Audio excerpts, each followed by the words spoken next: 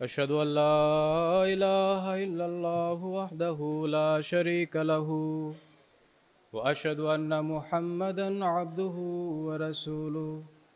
أما بعد فأعوذ بالله من الشيطان الرجيم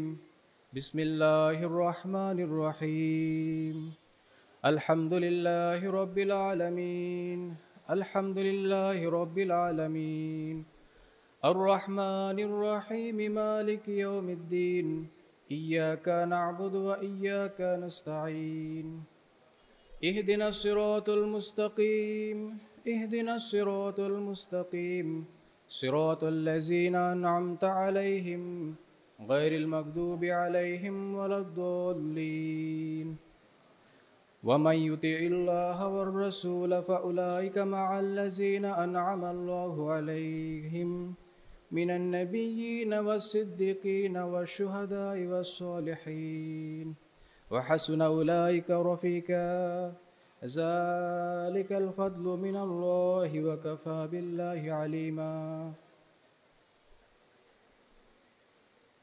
শততম জলসা আহমদে মুসলিম জামাত বাংলাদেশের আজকের অধিবেশনের সম্মানিত সভাপতি সাহেব এবং আমার সামনে উপস্থিত হযরত মসিহে মাউদ আলাইহিস সালাতু ওয়াস সালামের সম্মানিত মেহমানগণ, সবাইকে আসসালামু আলাইকুম ওয়া রাহমাতুল্লাহি ওয়া বারাকাতুহু।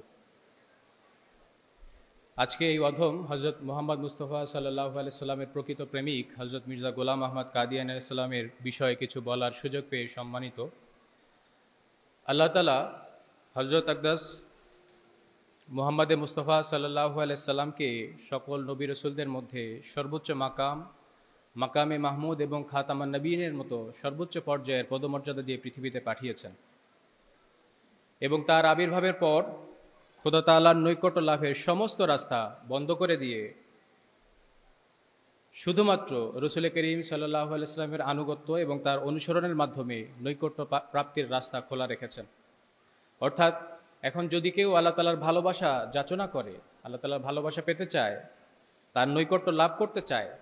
তাকে অবশ্যই মহানবী সাল্লাল্লাহু আলাইহি সাল্লামের গোলামির সম্মান অর্জন করতে হবে এবং একই সাথে তার আনুগত্যের জোয়াল নিজের কাঁধে রেখে আল্লাহ তাআলার নৈকট্য লাভের রাস্তায় সে অগ্রসর হতে পারবে। আমি শুরুতেই পবিত্র কোরআনে সূরা নিসা 70 নম্বর আয়াত তেলাওয়াত করেছি, যেখানে আল্লাহ তাআলা এই ঘোষণাই দিয়েছেন, এবং যারা আল্লাহ এবং এই রাসূলের আনুগত্য করবে তারা ওই সকল লোকদের মধ্যে শামিল হবে যাদেরকে আল্লাহ তাআলা পুরস্কার দান করেছেন, অর্থাৎ নবীগণ, সিদ্দিকগণ, শহীদগণ এবং সালেগণের মধ্যে, এবং এরা সঙ্গী হিসেবে উত্তম। আর এটা আল্লাহ তাআলার পক্ষ থেকে বিশেষ ফজল, আর সর্বজ্ঞানী হিসেবে আল্লাহ তাআলা যথেষ্ট। এই আয়াতে আল্লাহ তাআলা এই সুসংবাদ দিচ্ছেন, ভবিষ্যতে যদি কেউ আল্লাহ তাআলার নৈকট্য এবং ভালোবাসা লাভ করতে চায়, তাই সেটা সালিহিয়াতের পদমর্যাদা হোক, শাহাদাতের কিংবা সিদ্দিকিয়াতের মর্যাদা হোক, অথবা নবুয়তের, এই সকল ঐশী পুরস্কার অর্জনের জন্য এখন শুধুমাত্র আল্লাহ তাআলা এবং তার মাহবুব রসুল হযরত মুহাম্মদ মুস্তাফা সাল্লাল্লাহু আলাইহি সাল্লামের আনুগত্য এবং অনুসরণ ছাড়া দ্বিতীয় কোনো রাস্তা খোলা নেই। পবিত্র কোরআনে অন্য জায়গায় আল্লাহ তাআলা হযরত রাসূল করিম সাল্লাল্লাহু আলাইহি সাল্লামকে মানব জাতির মাঝে এই ঘোষণা করতে বলেছেন, কুল ইন কুনতুম তুহিব্বুনাল্লাহা ফাত্তাবিউনি ইউহিব্বুকুমুল্লাহু ওয়া ইয়াগফির লাকুম যুনুবাকুম ওয়াল্লাহু গফুরুর রহিম। আল্লাহ তাআলা বলছেন, হে মুহাম্মদ সাল্লাল্লাহু আলাইহি সাল্লাম, তুমি মানব জাতির মাঝে ঘোষণা দাও,